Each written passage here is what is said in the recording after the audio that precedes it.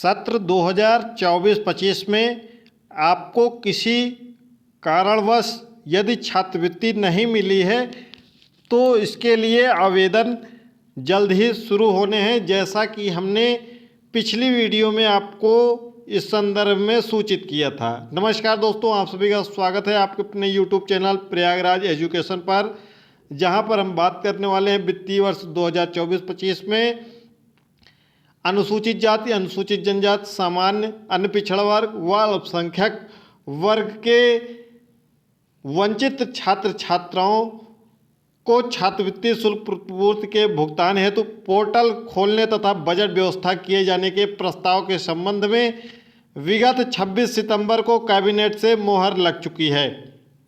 कब से ऑनलाइन आवेदन होंगे, क्या क्या करना है, कौन कौन इसके लिए एलिजिबल होंगे, इस सब के बारे में बहुत डिटेल से जाने की वीडियो थोड़ा सा बड़ा लंबा होगा, लेकिन आपको एक एक चीज़ें स्पष्ट कर देंगे इसी में।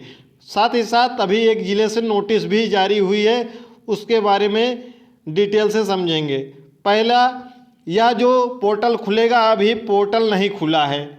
अभी जो आवेदन हो रहे हैं वह 2025-26 के लिए हो रहे हैं, इसलिए यदि आप पिछले वर्ष की छात्रवृत्ति प्राप्त करना चाहते हैं तो अभी आपको प्रतीक्षा करना है। जब इस YouTube चैनल के माध्यम से आपको बता दिया जाएगा तो आप अपना फॉर्म फिलअप कर दीजिएगा। अगर आप 2025-26 वाले कॉलम में फिल कर देंगे और किसी कारणवश गलत आपने फिल कर दिया तो आप जो पोर्टल खुलने वाला है उसमें भी छात्रवृत्ति का फॉर्म भरने से वंचित हो जाएंगे। या किसके लिए पोर्टल ओपन होगा, डिटेल से जान लीजिए। उल्लेखनीय है कि वित्तीय वर्ष 2024-25 में विभिन्न कारणों यथा दसमोत्तर छात्रवृत्ति योजना अंतर्गत शिक्षण संस्थान, विश्वविद्यालय, एथलेटिक एजेंसी, कल्याण सेक्टर के जनपदीय अधिकारियों के स्तर पर मास्टर डाटा न लॉक किए जाने, शिक्षण संस्थान स्तर पर आवेदन लंबित रहने, विभिन्न पाठ्यक्रमों यथा डीएलएड आदि का परीक्षा परिणाम विलंब से घोषित किए जाने, पीएफएमएस से संबंधित प्रकरण यथा ट्रांजैक्शन फेल व बजट अभाव आदि के कारण समस्त वर्गों के कतिपय छात्रों को धनराशि भुगतान नहीं हुई। ये छात्रों की संख्या कुल 5,88,000 है। 5,88,000 है, जिसमें से प्रमुख छात्र हैं डीएलएड के प्रथम सेमेस्टर का जिन्होंने आवेदन नहीं किया था, उन्हें आवेदन करने का मौका मिलेगा। ठीक है। साथ ही साथ जो डीएलएड इस समय तृतीय सेमेस्टर में है और पिछले वर्ष शिक्षण संस्थानों की लापरवाही की वजह से उन्होंने आवेदन कर दिया था, जबकि हमने आपको बताया था कि डीएलएड के प्रशिक्षुओं को आवेदन नहीं करना है, जिनका द्वितीय सेमेस्टर उस समय चल रहा था। इस समय वह तृतीय सेमेस्टर में है तो उनका रिजेक्ट हो गया था। उनका शिक्षण संस्थान से रिजल्ट न आने की वजह से उनका रिजेक्ट कर दिया गया था, तो उनका परिणाम अब घोषित हो चुका है, वह भी फॉर्म फिलअप कर सकते हैं। तो यह दो विद्यार्थी होंगे जो डीएलएड प्रथम सेमेस्टर में वर्तमान समय में है और जिन्होंने पिछले वर्ष फॉर्म नहीं फिलअप किया था या उनको शिक्षण संस्थान द्वारा उनका अग्रनीत नहीं किया गया, यानी कि फॉरवर्ड नहीं किया गया था।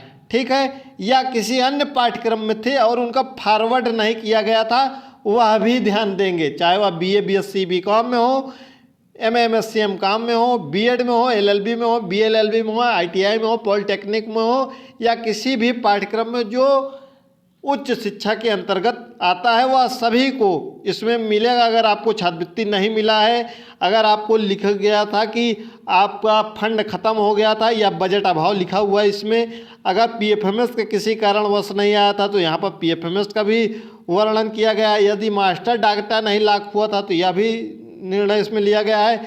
शिक्षण संस्थान से फॉरवर्ड नहीं हुआ था तो भी, अगर यूनिवर्सिटी लेवल पे नहीं फॉरवर्ड हुआ था या एथलेटिक एजेंसी से कुछ दिक्कत थी, तो यानी कि किसी भी कारणवश आपका फॉरवर्ड नहीं हुआ था या कुछ भी है तो आपको यह मिलेगा। और ध्यान दीजिएगा, सबसे ज़्यादा इसमें प्रभावित थे अल्पसंख्यक वर्ग के छात्र, जिनको छात्रवृत्ति नहीं मिल पाई थी क्योंकि इनका बजट सबसे कम था, तो इनको सबसे अधिक मात्रा में इस बार छात्रवृत्ति मिलनी है। इनको संख्या लगभग 2 लाख के आसपास में है, 5,88,000 में।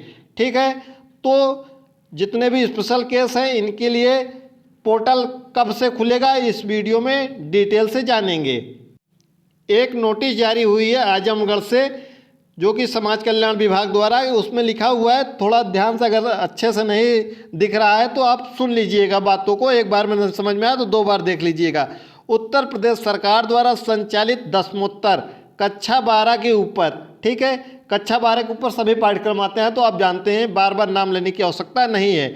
छात्रवृत्ति योजना अंतर्गत वित्तीय वर्ष 2024-25 के छात्र जो छात्रवृत्ति से वंचित हैं, चाहे जो छात्र हो, छात्रवृत्ति से अगर वंचित है, अगर आपको कुछ मिल गया तो आपको नहीं मिलेगा। ऐसे छात्रों के लिए संस्था स्तर से मास्टर डाटा लॉक करने से लेकर छात्रों के छात्रवृत्ति ऑनलाइन आवेदन हेतु पोर्टल 5 अक्टूबर 2025 से खुलने की संभावना है। अतः जनपद के समस्त दसमोत्तर कक्षा 12 के ऊपर के छात्रों एवं शिक्षण संस्थाओं के प्राचार्य नोडल से अपेक्षा है कि छात्रों को अपने स्तर से अवगत कराने का कष्ट करें, जिससे जिन छात्रों के आवेदन नहीं हुए हैं अथवा रिजल्ट नहीं आए थे या संस्था द्वारा छात्रवृत्ति लॉक मास्टर डाटा लॉक नहीं हुए थे, वे छात्र छात्राएं संस्था पोर्टल खुलते तत्काल आवश्यक कार्यवाही करने का कष्ट करें। राजेश चौधरी, जिला समाज कल्याण अधिकारी आजमगढ़। ये आजमगढ़ से नोटिस आई हुई है जिला समाज कल्याण से, जिसमें आपको सब चीज़ें बता दी गई हैं। किसी के भी कारण, चाहे उनका रिजल्ट नहीं हुआ था या आवेदन नहीं कर पाए थे या शिक्षण संस्थान से डाटा नहीं लॉक हुआ था, फॉरवर्ड नहीं हुआ था या कोई भी कारण रहा हो, आप सभी के लिए यह मास्टर डाटा से लेकर, यानी कि मास्टर डाटा क्या होता है, जो आपके कॉलेज लॉक करते हैं, उन्होंने अपना डाटा फीस वगैरह उसमें सबमिट करते हैं कि हमारी फ़ीस 41,000 है, हमारी फ़ीस 14,000 है हमारे कॉलेज की, ठीक है, और जो भी चीज़ें हैं, कितने छात्रों ने हमारे यहाँ प्रवेश लिया था, इस सब को मास्टर डाटा में अपलोड किया जाता है। ये 5 अक्टूबर से खुलने की संभावना है। हो सकता है कि इसमें 1-2 दिन समय भी लग जाए, 6-7 तारीख तक खुल जाए, 8 तारीख तक, तो आपको परेशान नहीं होना है। जैसे ही ओपन होगा आपको टेलीग्राम चैनल, जिसका लिंक डिस्क्रिप्शन बॉक्स में है, वहाँ पर सूचित कर दिया जाएगा, प्रयागराज एजुकेशन ऑफिशियल पर, जहाँ पर आपको हर एक अपडेट्स लगातार हमारे चैनल के माध्यम से सटीक स्पष्ट रूप से बताई जाती है, उसमें बिना लाग लपेट की। ऐसा नहीं है कि आपको दिन भर में वही वीडियो 4 बार उठा पटक के बार बार वही बताया जाए। अभी 2-3 दिन पहले इस पर डिटेल में बताया था, अब आपको ये भी बता दे रहे हैं कि 5 अक्टूबर इसमें लिखा हुआ है, तो मान के चलिए कि 6-7 तारीख तक आपको पोर्टल खुल जाएगा। और 1 हफ्ते, ध्यान दीजिएगा, केवल 1 सप्ताह आवेदन होंगे। तो अगर 2024-25 में यदि आपको छात्रवृत्ति नहीं मिली है तो आप परेशान नहीं होंगे। अभी जो आवेदन चल रहे हैं वो 25-26 के चल रहे हैं, उसमें ऑप्शन अभी एक आएगा 2024-25 के लिए, तब आपको उसी टेलीग्राम चैनल पर सूचित किया जाएगा। तो आप अगर चैनल पर नए हो तो चैनल को सब्सक्राइब करके नोटिफिकेशन ऑन कर लीजिएगा, ताकि जैसे ही 24-25 छात्रवृत्ति के संबंध में सूचनाएं आपको लगातार मिल जाए। अगर यदि आप डीएलएड कर रहे हैं, आपको लगातार डीएलएड के संबंध में एक सूचनाएं प्रोवाइड कराई जा रही हैं कि आपकी परीक्षाएं कब होंगी, परीक्षा परिणाम कब आएंगे। आप चाहें तो स्कॉलरशिप के संबंध में प्लेलिस्ट बनी हुई है, प्लेलिस्ट के माध्यम से आप संपर्क कर सकते हैं, देख सकते हैं, उसमें जो भी चीज़ें हैं प्लेलिस्ट में सब बताई गई हैं। साथ ही साथ अगर डीएलएड कर रहे हैं तो डीएलएड के संबंध में भी प्लेलिस्ट बनी हुई है, डीएलएड के संबंध में भी प्लेलिस्ट आप जाकर विजिट कर सकते हैं। तो अगर वीडियो अच्छी लगे तो वीडियो को शेयर लाइक करिएगा, चैनल पर नए हो चैनल को सब्सक्राइब कर लीजिएगा, बेल आइकन प्रेस कर लीजिएगा, ताकि आपकी छात्रवृत्ति का फॉर्म छूटने न पाए। 1 सप्ताह के अंदर आपके छात्रवृत्ति का आवेदन हो जाएगा और दीपावली के दिन हो सकता है कि आपकी छात्रवृत्ति आपके बैंक अकाउंट में सीधे ट्रांसफ़र हो जाए। मिलते हैं अगली वीडियो में। अगर छात्रवृत्ति आपको कम मिली थी तो आप फॉर्म नहीं फिलअप कर सकेंगे, इस बात का ध्यान रखिएगा।